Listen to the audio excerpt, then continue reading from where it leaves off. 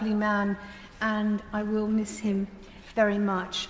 Now, we've had some excellent speeches today, including the 3 maiden speeches, and I fear I'm going to bring the tone down a little bit because I'm very angry, as usual, at what this government has put into the speech that we heard yesterday. For me, it's a massive failure because our liberal parliamentary democracy is in danger. The right to protest has never been more restricted, while the power of state surveillance has never been more widespread. Protests can be declared illegal on the whim of police officers who believe they might cause more than minor disruption.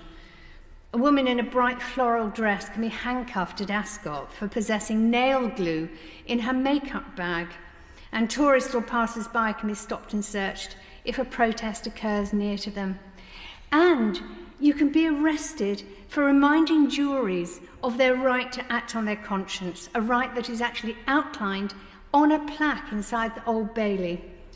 By contrast, undercover police and informers can be given legal immunity by their bosses for breaking criminal laws.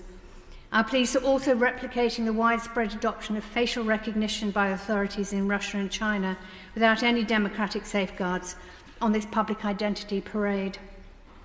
They're seeking even further powers to break the everyday privacy measures that tech companies have introduced to safeguard our conversations and financial transactions.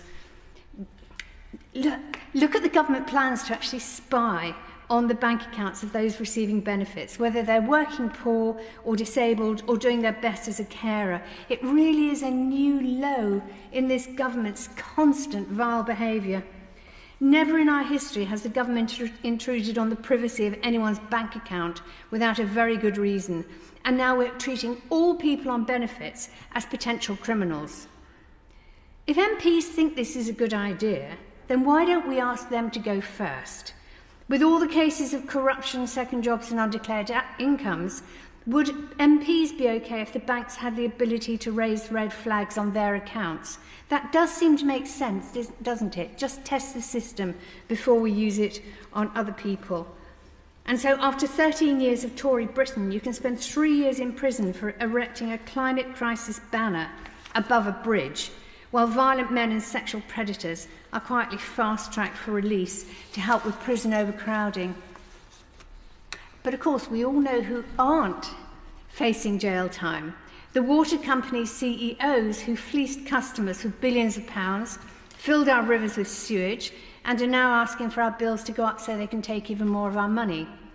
And Conservative Party members who benefited from the billions handed out via the PPE fast-track scheme and numerous other scams. Or the Tory donors from the oil and gas industry who've had their payback in terms of tax breaks, new licences and delays in the net zero policy. Those are climate criminals who are costing us a fortune and are costing future taxpayers billions to clean up the mess and mitigate the damage caused by flooding, by wildfires, by food shortages and other climate catastrophes. First of all, we need to repeal all of the laws that this government has enacted to restrict protests, strikes and voting. The minimum service levels they are imposing on rail workers this Christmas is a form of slave labour, as people lose their right to strike. The Green Party would give people a positive right to protest, with legal backing to ensure the distinction between non-violent and violent protest. There's a strong tradition in this country of non-violent direct action, and it could be people opposing the felling of trees in Sheffield or the rural campaigners who stopped the fracking wells. But that tradition is a democratic safety valve against both corruption and state bureaucracy. Ending the corrupt system of contracts and privatised services will take more than a change of government. It needs a democratic revival.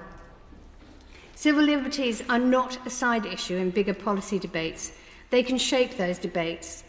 If you want to insulate homes in Britain and give consumers cheaper bills, then don't clog up the prisons with people who campaign to insulate Britain. Or if you want to stop the climate's lurch towards a planet-wide extinction event, then just stop oil and don't lock up the people who will be seen as heroes in 10 years' time. Non-violent direct action is a democratic tradition that doesn't rely on big funders and corporate backers, which is why it resonates with ordinary people. And that's also why juries often fail to convict when they hear what motivates these protests. And predictably, it's why the police are now arresting a lot of people for simply reminding juries of their right to convict according to their own conscience. And finally, I want to talk about the government's scapegoating of refugees. If the Met Police are looking for hate speech this weekend, then they need look no further than the Home Secretary, as she is deliberately trying to divide people, when we desperately need a government that brings communities together.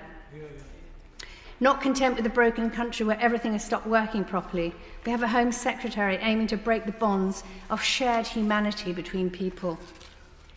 This government's secret contract to hire an expensive prison hulk to detain refugees is a disgrace. So is the Rwanda contract, but both of these are a precursor to renting prison space in foreign jails for British nationals. Successive Conservative governments since 2010 have increased jail time by 57%. It's a policy based on deterrence, and they're now proposing to do the same with longer sentences, but it has done nothing to bring down crime. So finally, I would say that this government has lost touch with the real priorities of ordinary people.